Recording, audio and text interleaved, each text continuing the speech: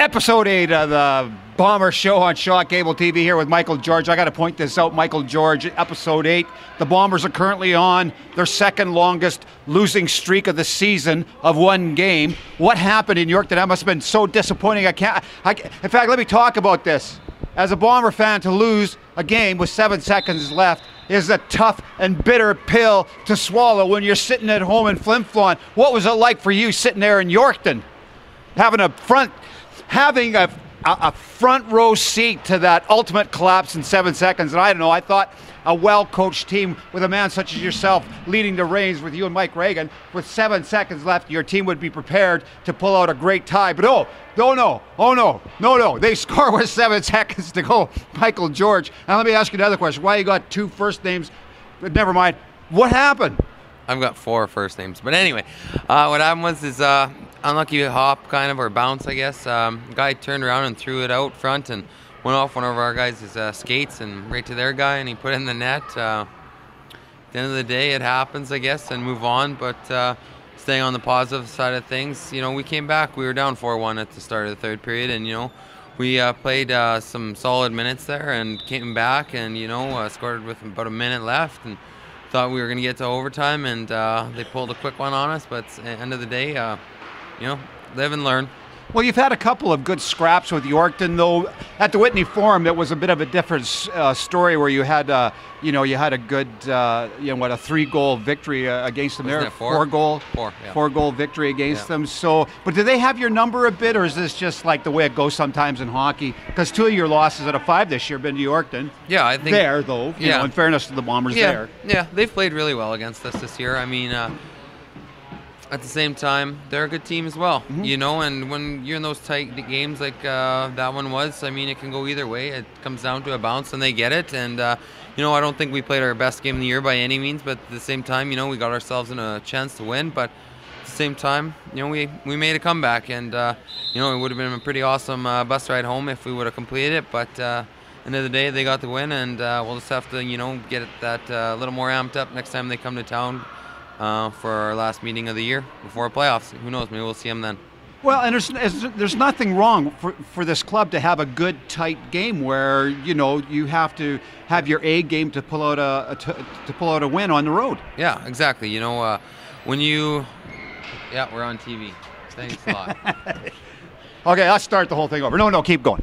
Anyway, that can be edited. Who was that guy? He was Larange's radio personality. Well, some personality walked by, didn't say anything. Yeah. I mean, you have personality. Well, I have personality. Yeah. He just walked by. There was nothing there. Pretty bland. Bland. I'm not listening to that broadcast. Although nobody does listen probably in Larange anyway. I wouldn't think so. Yeah. So, they got 239 fans a game. Yeah. But I want to talk about something else. You were also played in Melville and put the 5-2 on those guys. 3 goals in 38 seconds? Amazing. Yeah, we came out hot off the hop in the start of that period, and our boys took advantage of them. They weren't quite ready to go, and we got 3 quick ones, and that was basically it. Yeah, well, that's a rewarding experience. And you've had, I think it's 4 games in a row against some top flight teams where you've had to bear down a bit and work it, eh? Yeah, definitely. Competition's always good, and see, that guy knows right there. He's a professional. He must be a board member. Yeah. But anyways, those close games are only going to make us better, and that's what you want. Going on throughout the seasons, you want those challenges, those bumps in the road. To take that experience. When it comes to Game 7 or a Game 6, even though to make Game 7 happen, come back from that 4-1 deficit, and just goes to show you, that we do have that offensive punch, and it can be done. Well, and as you move forward through the season, the competition is going to stiffen up, and you got to be prepared, right? And the team has to get better. Yeah, I mean, that's the thing. The first couple months of the year are kind of anybody's game. As an older club, we should be above these guys from where they start, because lots of these teams are starting with 10 young guys on their squad, where we've only got a handful at most in the lineup every night. So those things do take into effect. But come December 1st, January 10th, those are big deadlines, and teams kind of round out and shape up, and then you kind of go from there and see what everybody's got, and you can really assess where your team's at. Did you say December 1st? December 1st, yeah. Yeah, okay. Well, that's a date we'll be keeping an eye on. Stick around in the Bomber Show because I think we're going to bring out the anthem singer, aren't we? Mr. Cole McKay. Yeah, I think this would be a great interview. Got the kid out? Yeah. He'll be good, I think. Okay, well, stick around. Maybe better than you. Yeah, well, that's not that hard. He's not taller, though, so that's good. He is shorter. I can dominate him that way. Yeah. So hang around. The Bomber Show on Shaw Cable TV, Episode 8, Tuesday night. Flin Flon, Manitoba. LaRange is in town. Second meeting of the year, I believe, with LaRange. Yep. Put the big hurt on them first game. Yep. They're back for more. We'll see if they've improved because Bob Beatty's teams do improve. So stick around. We'll be back in a couple of minutes with Cole McCaig, or as I like to call him, the anthem singer. Yeah. Here we are with Cole McCaig, Flin Flon Junior Bomber. Dad was from here. Yeah. Now you did something I haven't seen happen for a long time, and I want to talk about this because I was sitting there thinking, man, that kid has got guts. That's what I said. That kid's got guts. You sang the national anthem before the game. I can't remember who it was against, a couple weeks ago. Tell us a little bit about that experience. How did it come to be that you, a hockey player, getting ready to play hockey, would sing the national anthem?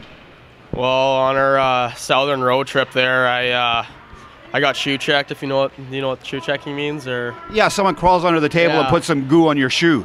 Yeah, and I got shoe checked about 3 times. Haven't you learned that one yet? Yeah, but apparently not. I guess not. But I got shoe checked about 3 times, and the third time I was kind of annoyed by it, and I said, I'd rather sing the national anthem at our next home game than sing again. And the guys kind of held me to it, and I guess Rags got it all organized, and then I don't know. I'm surprised I did it. Usually I'm kind of a shy guy, but I don't know. I guess I did it. Well, I thought that was great courage, because, do you?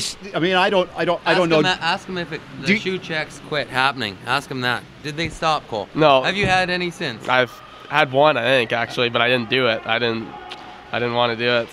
So tell me of your mental state when you went to sing the song. Was your heart just a pound away, or is it already jacked up for the hockey game?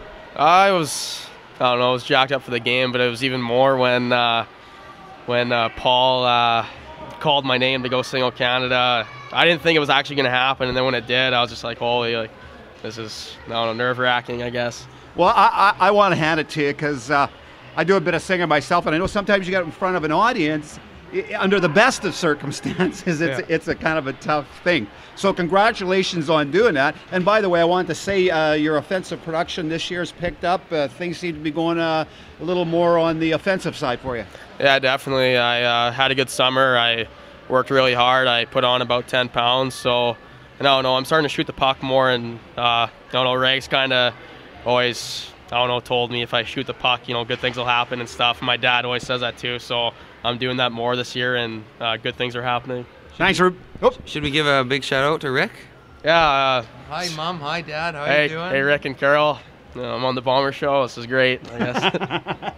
And not everyone gets to be on. Hey, thanks for being on the show. And congrats for singing. That was a great moment in the Bomber history. Thank you. Okay. Stick around. We're going to be back with Boy George and another guest, and you don't want to go anywhere because there's no better TV on right now anywhere in the world. So stick around. Here we are with Michael George, Brody Robinson, first-year Bomber. I like to ask the players, Brody. Tell me about your journey to Flin Flon. How did that work out? Did you come in a car? No, but Michael. Let's be professional here, okay, for a minute. How did you wind up being on the Bomber roster, and how'd they get a hold of you? And just tell me how that all shook out. Where'd you play before, et cetera, et cetera? Junior C, right? Junior C. I think we traded for him. I was in Drum last year, and I got traded in the spring there in May, and it's a pretty big surprise. It was all new to me. I didn't even know where Flin Flon was. Did you look it on the map? Did you Google Flin Flon? Yeah, and it said north of 60. Yeah, no search. Oh yeah, you gotta know how to spell it first of all, right? Yeah. And it's not in Alberta. It's in Manitoba. Yeah. So anyway, you're in Drummond, did you say? Drumheller. Drumheller. That's in Alberta, playing for the junior team there? Yeah. And what kind of season you have last year? Very average. Yeah. Yeah. So tell us about your experience in Flin Flon. I understand that you're kind of new to ice fishing. Yeah, everything here is all different to me. Never been quadding or anything like that. So you kind of like the outdoorsy life? Yeah, it's a lot different than drum, I'll tell you what. Is that right? No Yeah. ice fishing in Drumhill. There's just a bunch of big cliffs there. Yeah. Dinosaurs. You Dinosaurs. can go look for Dinosaurs. some fossils if you like, but Yeah. about it. And where are you from originally? Red Deer. Red Deer. So you weren't far from home then, No, right? which was pretty nice. So this is all new to me, which is, I don't know, it's been a good experience. So I understand. Tell me if this is true or not, because I heard this rumor that you're actually staying at Pam and Mark Davis's house. Is there any truth to that? And Sydney lives there too, apparently. Yes, that is true. How is that around that household? How's the food? It's very good. Does Crinkle cook? Yes, Did he take you ice fishing? yes, Did he say after your ice fishing, now you're a man? absolutely. Right. And have you met Uncle Kelly Spook Davis? Yes, Good crew. very good. Yeah. Have you seen those guys shoot the puck? Not yet. You should see them shoot the puck. I've heard it's scary. It's more than scary, my friend. Yeah. It's why, because I play with those guys, and it's scary as heck. Brody, thanks for being on the show. Welcome to the Bombers. Wish you the best this year. It could be very, very exciting here, you know. Absolutely. All I'm right. looking forward to it. Stick around, the Bomber Show. We're going to get the coach, Michael Reagan, out. Maybe he'll talk to us, maybe he won't. He's elusive these days, so stick around. We'll try and find him. Don't go away. Shaw Cable TV. We're here with Mike Reagan, general manager, head coach of the Flin Flon Junior Bombers. Michael George said if he would have been in charge with 7 seconds to go in Yorkton, never would have lost the game. I don't think he said that. No, I just made that up. Things are going well, Mike. We haven't talked for a while. Things are going well. Tell me about your impression with the team. I think this team is getting better. I think it's getting better as the season goes on. Your comments, please. I hope it is. I hope that we're not getting worse, that's for sure. But no, it's been a good season. I think that, there's ups and downs throughout the year. But, the only real down part of the season was that 3-game losing streak. And since then, we've lost 2 games. So as a coach, you can't really complain about that. And, I think we're getting better because we've added some key pieces that have helped us out in certain areas. And, it's not all about statistics, who's scoring the goals and setting up the goals. It's more about who's doing the little things, protecting the lead and chipping pucks and that sort of thing. So I've been happy with the effort so far. Well, it seems like in this league, if you're not moving ahead, the other teams are going to move ahead, right? I mean, if the club doesn't improve, there certainly will be improvement in some of the other teams, but it looks like the Bombers are keeping pace. But we're talking about tougher games with Michael George there, and you've had a stretch where you've met some of the top teams in the league, and you have to say, I think you've won 3 out of 4 of those, the Yorktons and the Melvilles. Yeah, no, it's been good. I mean, you want to play the best. I think if we're going to be the best team, we've got to be able to beat the best in the league. And I can think back to my first year playing with the Bombers. I think we were 10-1 to start the season, and we ended up in 5th place. And so it just goes to show if you're not getting better throughout the year. I think back then I was young and naive, and I thought, oh my God, we're going to be 40 wins and 10, 15 losses, and it just doesn't work that way. If you're not striving to get better each and every day, then you're going to eventually get caught. And Larange has done it in the past where they've started out real slow, and by the end of the year, they're one of the toughest teams to beat, and that's when it really matters, is come the end of the year. So, we're happy that we've been able to beat the teams like Humboldt, Yorkton, Melville, some of the tougher teams, and it looks like Nipawin's turned the corner here, so there's another team that you got to worry about. Yeah, you brought that up. Like last year, I believe Nipawin started the year 10-0 and then suffered through some, and then went for a 0-10, I believe, at one point in there too. But you got a very important date coming up, December 1st. You got to get this roster down. Tough decisions to be made.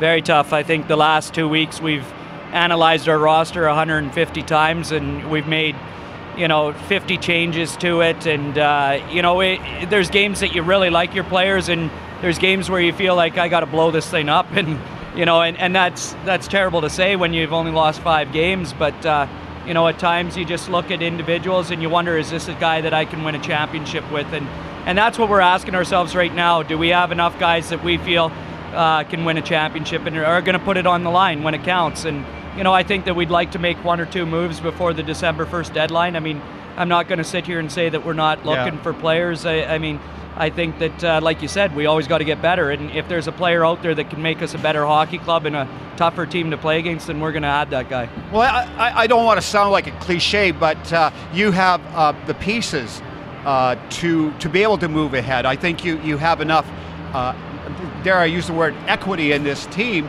that you could go out and maybe find another major piece. Well, that's what we're hoping. I mean, I think other teams, when I recruit, midget hockey players, I want to recruit from the best teams. There's a reason why they're the top teams in the league, and you go after those guys, and I think winners breed winners, and we've got a bunch of guys that are, winning hockey games, and I think that if you're a team that's lower in the standings, you want guys that are going to be able to help you out with that. So, hopefully other teams see it the same way and value our players high, and we have enough, like you said, equity to bring in a guy that's going to be an impact player. Well, and some of the kids that we've seen go so far this year, I believe his name was, and McNabb. Dylan McNabb. Yeah, I mean, great, good players. Good players, good role models on the team. Each brought something, but you got to do what you got to do, and that's a tough part of the game. That's a tough part of being the coach is kids that maybe you wouldn't normally have to move out, you're going to have to move out, and what are you going to do, right? Yeah, no, exactly. I mean, we're not saying that we're always right. We're 95% of the time right. But no, in Jung's circumstance, he's a guy that we felt was more like a top six type player. He was an offensive guy, and we're not looking for more offense. I mean, we score goals, and we don't have a problem with that. We need some guys that are going to muck and grind and go to the tough areas, and Jung just wasn't that for us, and he deserved to have an opportunity to play in that type of role. And Dylan McNabb, I mean, there's a guy I just talk about looking for gritty guys, but he's a 20-year-old, and you're only allowed 8 20-year-olds, and Dylan wasn't in our lineup every night, and we felt that we had younger guys that need to develop, like a Tyson Empey and that, and we got to look at our future as well, and so we're planning on adding a 20-year-old. So we figured, there's no point in having Dylan sit around here and sit in the stands for us. Yeah. He needs to play, and he's a good kid, and he's done a lot for this organization. And trust me, there's a lot of respect for that kid, and that. But we did it for him as well. Yeah, no, and I think a kid would understand that. And I know that there's a desire when you move a player out of here that he deserves to play, and that you work hard to find a position in whether another team or another league or something like that, and just hope that a guy like Han was his name? Yeah, Jung Han. He won't come back and bite you someplace along the line. Eh? Well, yeah, I mean, that's why we moved him to the MJ. Melfort was interested, and I told Gavin, I said, this is a player that I think can help you. And you try to help other guys out too, because down the road you never know when you're going to need that same thing. And ergo the deal with the Broncos, right? Yeah, exactly. And Gavin was kind of on the fence about it, so we moved him to Verdun, and things didn't work out there for him, I guess. I don't know what happened, and he's over in Korea playing professional hockey right now. So I mean, I hope he's happy. He was a good kid, and we would have, any other year he probably would have been a guy that we would have kept, but just this is our year, hopefully. And well, I haven't said that. I'm not saying anything, right? That's I've right. been really good about this. You have been, and Clarence has been really good. He doesn't even show up anymore. He doesn't even show up. He doesn't watch the show. He doesn't even go to hockey games. But did you, before we sign off here, did you have a question for me? Well, I heard a rumor that in Melfort you might have put some money on the line to help out the Bombers with transportation or something. I don't know if you recall. I'm just wondering if maybe some of those wobbly pops, if they made the mind a little foggy. My agent Jonathan Dougal has given me the don't talk about it, so we're not talking about it. But thanks for tuning in to the Bomber Show once again, episode 8. We are gone viral. We are all around the world. So you are watching hockey shows at its very best. So we'll catch you next time on Shaw Cable TV. Michael, you've become a very elusive man. Thanks for being on the show. I know you don't like this because me and Boy George are so much taller than you. Yeah. But hang in there, buddy. Get some elevator shoes or something. So thanks for being on the show. We'll catch you later.